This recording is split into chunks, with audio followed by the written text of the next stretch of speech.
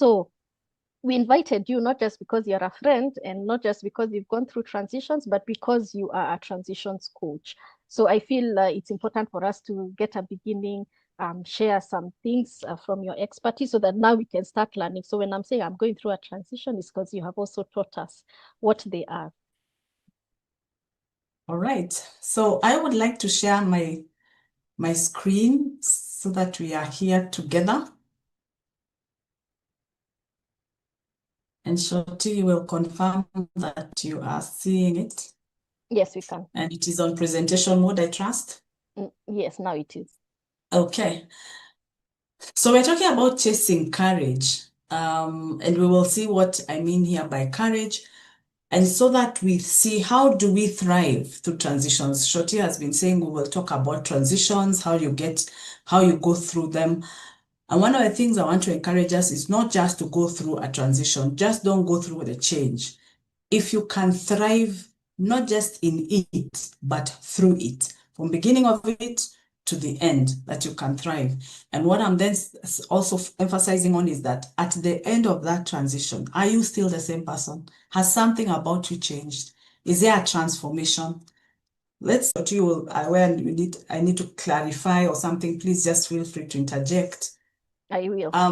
One of the things I want us to look at, and this is key for us to be able to understand everything I'll talk about today, is what is change. And it can look obvious. What does Nyambura mean by asking what is change? But I want us to be very clear that people use the word transition a lot, but really transition is a part of a change. So change has 3 stages. When you're moving from how things currently are, which is the orange in current, and then you have the middle, which is the transition stage, into the future stage, how things will be. So when things are this way now, but tomorrow they're in another way, the between today and tomorrow is the transition period. So transition is moving from one state to another. So the current state, the transition state, and the future stage is what is all change. So when you hear me using the word change, I will be meaning all through the whole transition period from start to the end. I hope that clarifies, because we tend to use change and transition interchangeably. So the facts about change, and I alluded to some of this in my testimony, is that change happens in different places. So where? It can be in the home, your family, can be in an institution where you work. For example, it can be the community, in your school, in the church, in the country. Change happens anywhere and everywhere. It is externally motivated. It can also be internally motivated. Basically meaning it can be a change that has just come from out there, like COVID did. Very good example. We had nothing to do with it. Sisi hatukuwa tunajua those manenos, it just came. And then it can also be internally motivated. It can be a change from within. Internally can even be one that you've chosen to do. I have chosen to, let me change jobs. I've chosen to move from one job to another. I've chosen to move from one home to another. I've chosen to relocate from Kenya to Australia. So it can be internally motivated. Then also change can happen when you expect it, you have planned it, you're anticipating it, or when you've not anticipated, expected, or planned. When it is planned, it's like a mother. They will expect that they will have a baby. That's why we ask, when are you expecting? So she may be expecting the delivery, but probably she wasn't expecting that she will be pregnant. So it can be one that you expect, after 9 months, the baby will come. But I didn't expect I would have conceived. So I hope you can see the difference. There's one that is unexpected, like the conception. The conception you may not have expected. You're like, oh, wow, we realized we were pregnant. But then now, of course, after the 9 months or at the period that is expected, then you deliver the baby. So it can be expected, it can be unexpected, it can be unplanned. Like again, we keep saying COVID was totally unplanned. What changes are you going through that are unplanned? Have you had to be laid off? There was a lot of laying off with the funding situation that was going on internationally.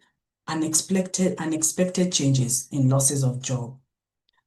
Again, a change can be easy, it can be hard. Where we say easy, it's not necessarily that it's easy, but you may find it easy because it is one you're familiar with. It can be just moving from, of course, like, let's say you're moving from point A to point B. When I go to town, I've transitioned the position I was at home, I went to town. Some transitions we don't even think about them. We do them so easily. We don't think about them. When I'm crossing a road, I've actually transitioned. I moved from this state. I was on this end of the road. I went to the other. But there are other transitions that are hard, very, very hard. When you're telling me to leave work and start afresh, to start a business, you're asking me to relocate. You're asking me maybe then to see my children off for those who are now beginning to have empty nests. You're asking me to take my child to kindergarten the first time they are joining primary school, or you're asking me to take my child to boarding school. Some changes, we can consider them hard. Maybe because we've never gone through them, or maybe because of the association that they bring. When you're holding on to your child and you're feeling, no, I really don't want to release them. So they can be easy, they can also be hard. Now, there is a dichotomy then on change, where some of changes are those that we know, they are well structured, they are proven, they are controlled, and they are certain. Take an example of a child who goes to school. We know if the child was in the 844 system, which is now being phased out, this child will do 8 years of primary school, they'll do 4 years of high school, they'll do 4 years of university, structured. Now that system has changed. It is CBC. So there is the years that they are doing, 6 years, like Shoti alluded earlier. And when you do your 6 years, you go to junior secondary in 7, 8, and 9. And then now there's going to be a 10, 11, 12. It is structured.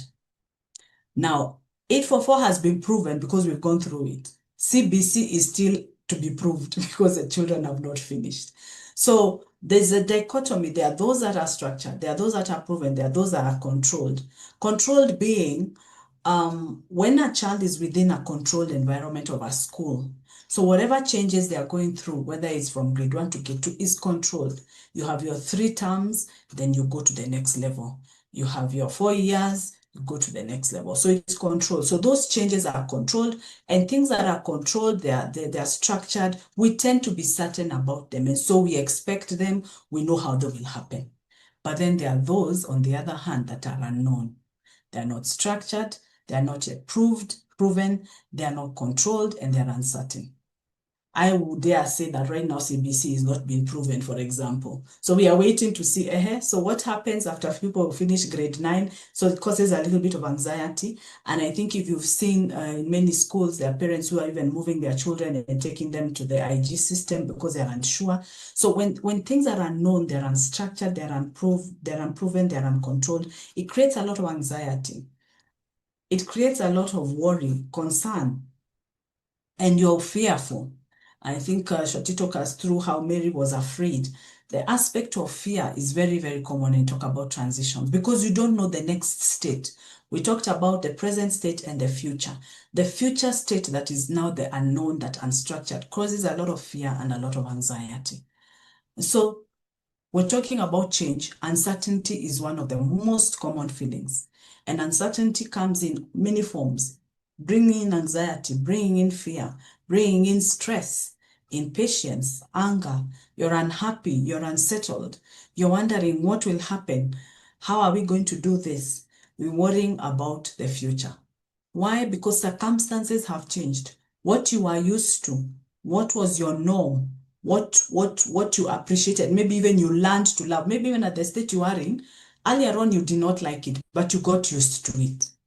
So and that is why there's this common term, comfort zone. It became your comfort zone. You are comfortable with it. You didn't like it at first, but with time you learned how to cope with it and you settled. Now you're being told to move again from that state into another. It causes a lot of unhappiness. You can be very unsettled, and even anger can begin to come in. Why are we always being told to move? Why are we always being told to change? Why are we always, so it can cause a lot of uncertainty. Now, I know when Shoti invited me, she said, Nyambura, we have this group of mothers that are joining. They may join, they may listen later. And I wanted to just take just this slide to just see what are the changes as moms we go through. And this can also be maybe in homes where it's dads taking care of the children, probably, or just family as you think of family. Of course, mothers, there is the change that I talked about earlier when you're pregnant and you're having the birth of the children. There's a physical, emotional, and psychological changes that are associated with that. When you have a newborn, there is the demand of taking care of your newborn child. And that demand comes to things like you're lacking sleep at night. You have to establish a routine. I remember when our daughter was born, someone after 2 months met me and said, oh, I trust the child already now is on a routine. And I looked at her and wondered, have you ever had a child? You know, because they expected that in 2 months, I should have made my child have a routine. And I was struggling with her particularly. I think it took us a bit longer. So that already becomes a challenge for a mother because there's change. This new child that has come, we're having to reestablish routines that we had already set earlier. What about the milestones as a parent you go through? Your child is going through different developmental stages. And either they are starting school, they are now in adolescence, they are teenagers, the teenagers have their own challenges. Then there is the challenge of independence when you send out this child probably to university, or even when you send them out to a boarding school, they are now very independent. They can do their own shopping, they go to town, take their bus and go to school with their suitcase and everything. So they're letting go. So on the one hand, when the child is younger, you're managing to control them. You tell them do this, they should do it because they're small, they should listen. As they get into adolescence, they now are saying, Mom, why are you sending me upstairs? I was just there just now. They're time answering back. Things are changing. Then after some time, they are now independent. They're saying, no, Mom, you want to send them somewhere. They're like, no, me, I had other plans. Or today we are all going to visit Shosho. They're like, no, me, I had the plans with my friends. So life is changing around you. What about your work and career? So you're trying to balance out different things within your work and your career. And there is the changes that probably are coming on. Maybe you've been moved from one office to another. Maybe you've been moved from one city to another, or even one country to another.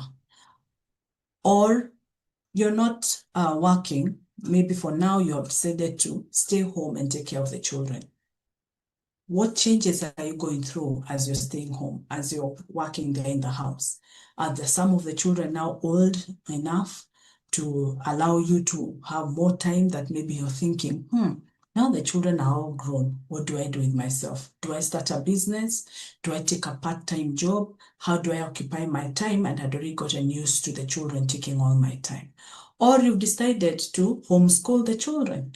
And so now, as you're homeschooling them, routines are changing because as they grow older, maybe the work increases of homeschooling, or you move them now from homeschooling. Some of them are back to school. There are those you've been left with. Things are changing in the home. Or you're trying to manage the work-family dynamics. Maybe because you've moved and where you live is far, now you're having to wake up earlier so that you can either take a matatu earlier or you can drive into town earlier. Career and work changes always affect the family. Another change could be relationships. Maybe your relationship with your family members could be a relationship you have in a partner you're doing business with, or and even this business could be just ladies, the way we say, let's go into business. Maybe we can be selling shoes, we can be selling clothes together. Are things changing? Or something has changed and now you're a single parent. Maybe your marriage relationship has ended, you're a single parent, or originally you have been a single mother and there is relationship issues even in that situation. What about the emptiness which I alluded to earlier? Children are leaving home and finally you're being left yourself and your spouse. And now you have to redefine who you are because a lot of the relationship has depended on the children. Children have always been around you. So even your conversations have always been about the children. Now they are gone. And there is a big, big change and a big, big emptiness. So that's what formed the word empty nest. What about lifestyle changes, adjustments to aging, to your health, And here when we talk about health, ladies, the first thing that comes to our mind is menopause as we are aging. Your personal goals, even as your life is changing, what you're beginning to think, maybe have I planned for retirement? When am I going to retire? What will I do when I retire? Or I'm beginning to realize my bones are not what they used to be. Or I used to be able to do a 10-kilometer jog. Now I can't even do 5. Your health can begin to change and you're wondering, what does this mean? Changes to your personal goals could be related to your age and you're thinking, I had wanted to do this by the time I'm 50, now 50 is next year. What do I need to do? I remember having a client who suddenly was told she's been given 1 year to retire. Incidentally, the organization had not realized that she's turning 60 that year. And so they realized they could not give her just 6 months to retire. So they told her, okay, we'll allow you, you will retire at 61. And so we spent time for her to begin to prepare for her retirement because she had only 1 year to go. And it was a very interesting conversation that we would have every time we would meet. And to safely say she was able to transition well, and she was able to prepare for a transition through the coaching that we did. What about grief and loss? Emotional processing of losing your loved one, like I talked about earlier, when we had to mourn the loss of our mother, and at the same time, we're supposed to be happy that something is moving in our lives, and we've started a new ministry.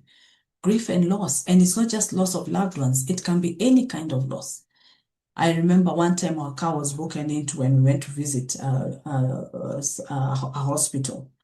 And coming back, you're wondering, okay, I can't find something I'd left in the car. Then you realize the car door had been interfered with. And you're taking yourself to the police station to report, and you're thinking, but why would somebody do that? You really feel your space has been, someone has come into your space and you're not happy with that. So loss can be of anything. It doesn't have even to be a relative or a loved one. When you lose something, there is something that happens there and there is a change that you will feel. So all these changes bring about feelings of uncertainty and anxiety. But the good news that we are bringing to us today is that all these changes also offer opportunities for growth and for transformation. And that's why we are here today.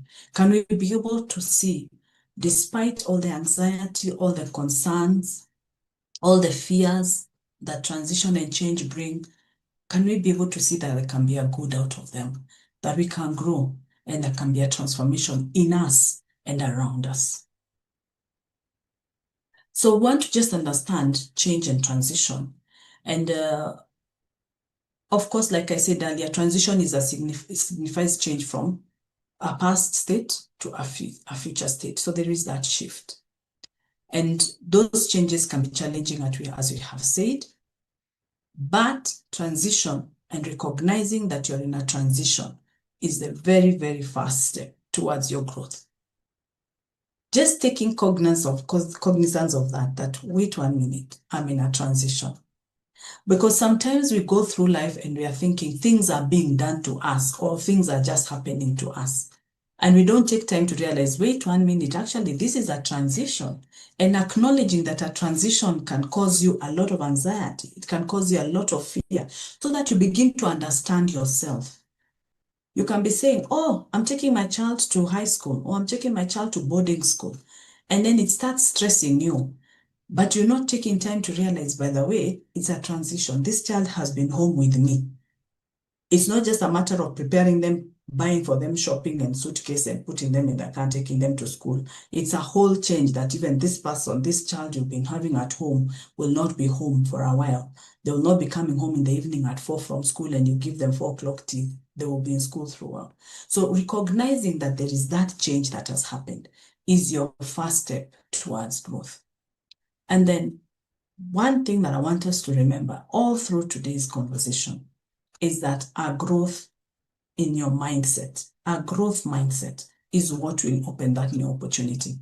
Our growth mindset. Can we move away from saying it was done to me, it happened to me? Yes, it happened to me. And we are not condoning or saying that sometimes when people force changes on others or when people don't treat you well, that is why the change happened, that what they did is good. We are not condoning that. We are saying that now that it has happened and you're in that state of transition, wear a mindset of growth. And we are going to look a little bit more about that. So,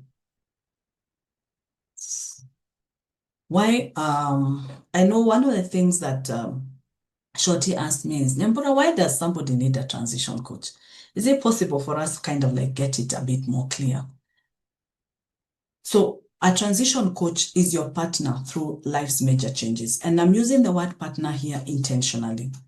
The International Coaching Federation, which regulates coaching internationally, and of which I am a member and a certified coach, defines coaching as a partnership between the client and the coach. And that partnership is one in which the coach takes the client through a thought-provoking and a creative process. Thought-provoking being one that I'm talking to you and kind of making you think through. And that's why I was saying recognizing your transition can only come you through thinking about it. And in that partnership, as I'm asking you those thought-provoking questions and being creative in the way we are having our conversation, I inspire you to maximize your personal and your professional potential. So what I wanted to bring out here is that your coach is your partner. They are not your supervisor, they're not your boss, they are not the to tell you person. It's your partner, working with you hand in hand. So what does the transition coach do? You're going through a transition, there's a change going on in your life.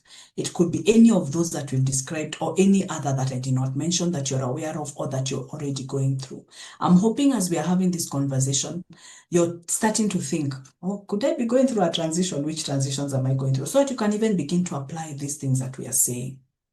So your coach will help you gain clarity and confidence during your major life transition changes.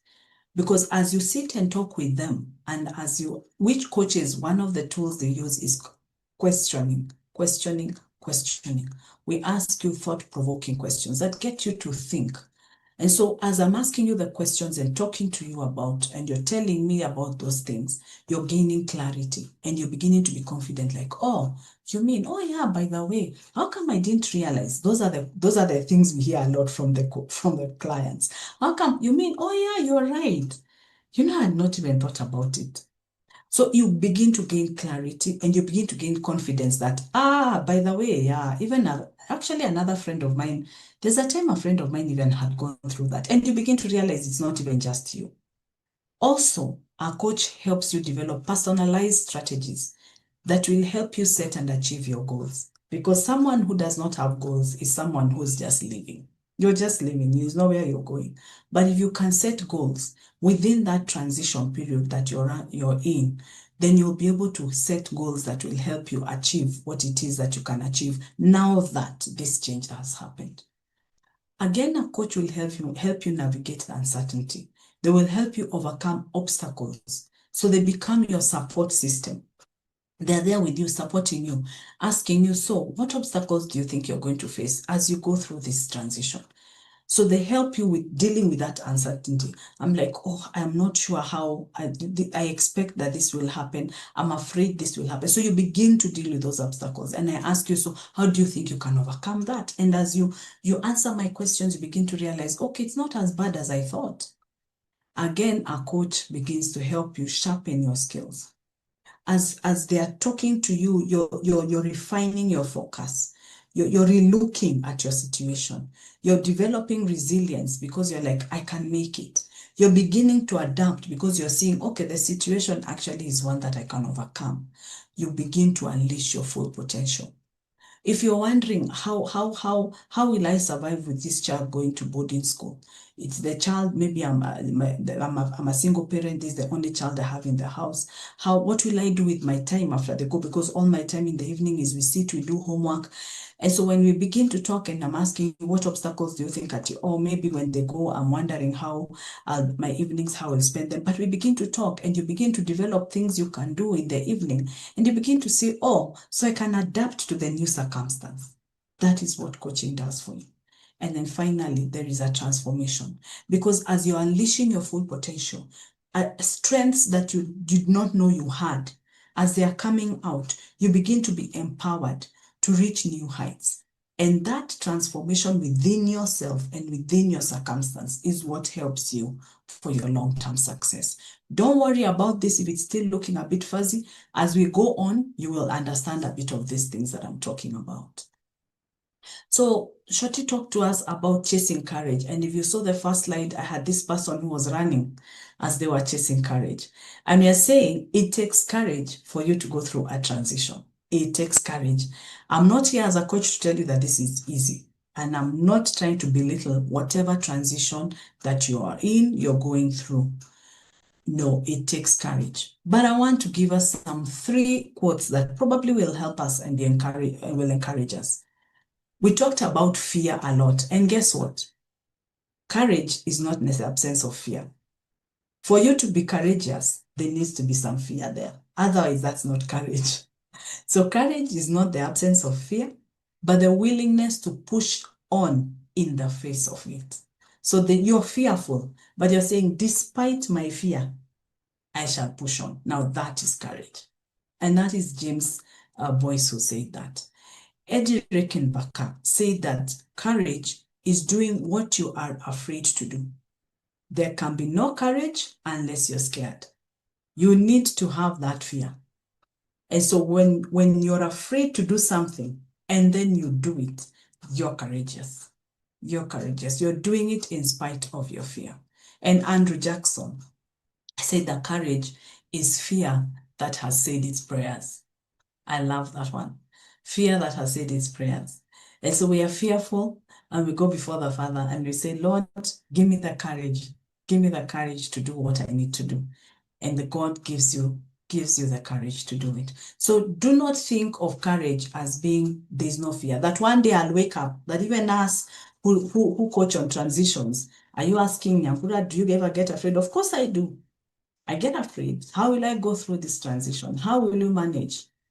But courage is overcoming all of this or taking action. Maybe better put, courage is taking action in the midst of fear. So how do we begin to embrace change now that we have seen what courage does? And I thought the best way to help us remember these things is to just use the word courage itself as an acronym. And so we will look at spelling the word courage, 7 things that would help us when we're talking about embracing change. Now, when I'm saying embracing change, I want to be very clear. I'm saying embrace the fact that you're in that state of transition.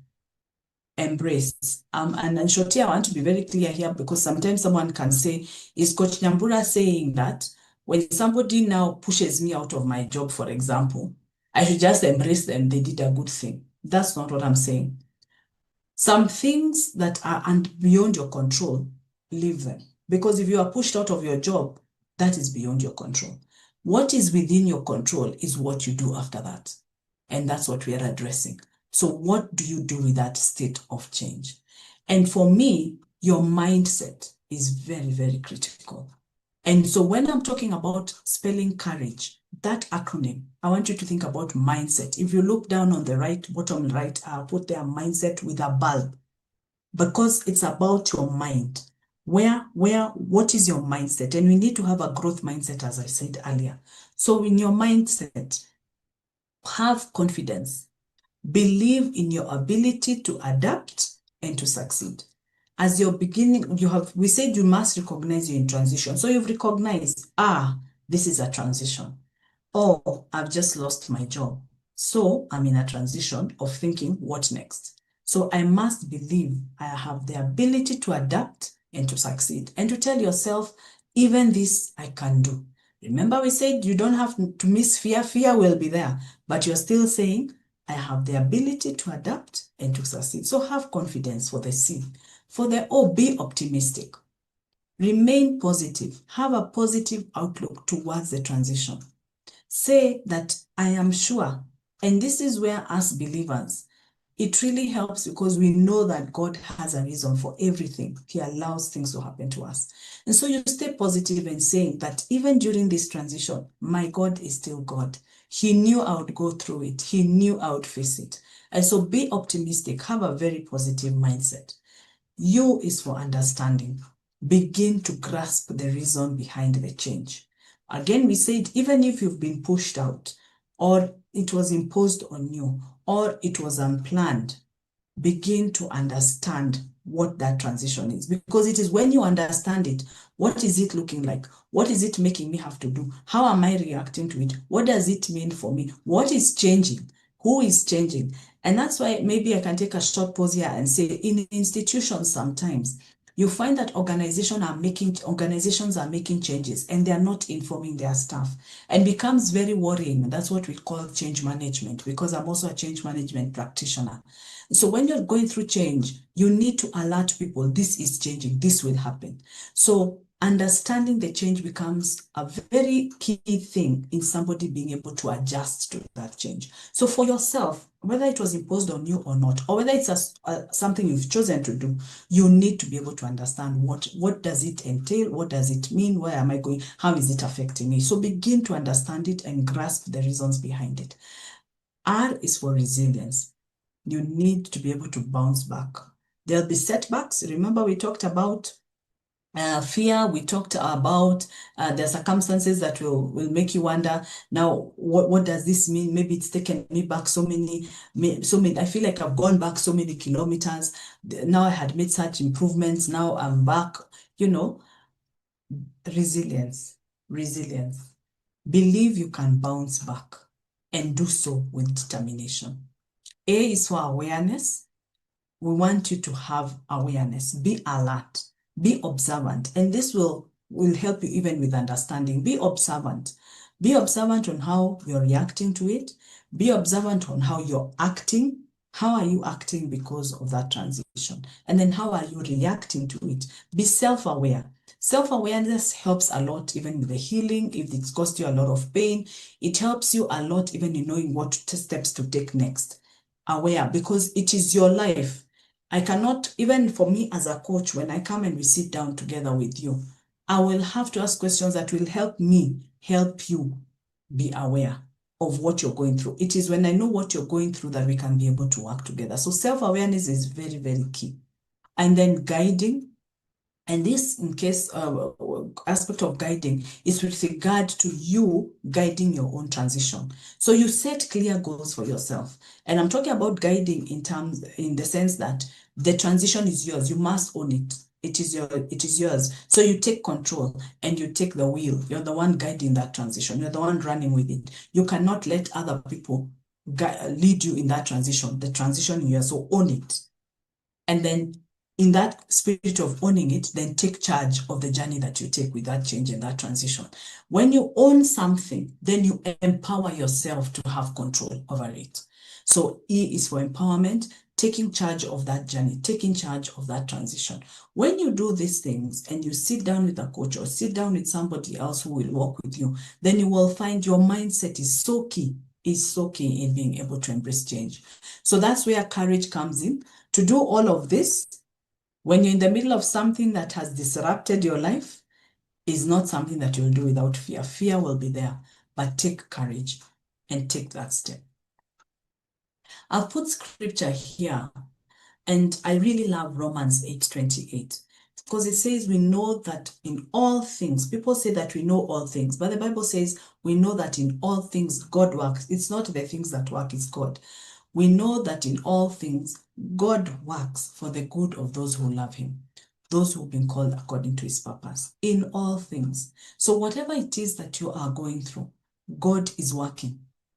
It may be planned, it may be unplanned, but God is working. And what he's working for is his purpose. So ask yourself, what is God's purpose for my life? Bringing us back to the question Shorty asked me, should there be someone here who's feeling very discouraged, who's feeling very down, who's wondering what next? God has a purpose. And the Bible is very clear about that. That in all things, whatever circumstance you go through, God will use that circumstance to work it out for your purpose. Jeremiah was a prophet. And in Jeremiah 18, the word of God says, but the pot he was shaping from the clay was mud in his hands. So the potter formed it into another pot, shaping it as seemed best to him. And then the word of the Lord came to me, which is Jeremiah saying, he said, Can I not do with you, Israel, as the potter does, declares the Lord? Like clay in the hand of the potter, so are you in my hand, Israel. So Jeremiah was used by the Lord to send a message to the children of Israel, saying that like clay in the hand of the potter, so are you in my hand. And I'd like us to think about those words and say that even as we go through whatever we go through, what we are now calling a change, we're calling a transition. It is God who using that to transform us, to form us in one way or the other for his purpose, like we read in the book of Romans. So we are not saying, yes, we will hide in where we say and say, yeah, it is okay. God, it is God, God wants it, it's God's will. No, we are not hiding behind it is God's will. Yes, it is God's will, we agree. But we are acknowledging, we are firmly acknowledging that I am a child of God. And whatever happens to me or God allows for me to go through, he has a purpose. And that should give me enough strength, even within fear, to say, I will then take courage and take the next step. And God, help me take that next step to walk in what is your purpose, to walk in what you want me to become. Because like clay in the hand of the potter, the Lord is forming you into what is best for him and for the purpose for which he created you. I think I cannot belabor that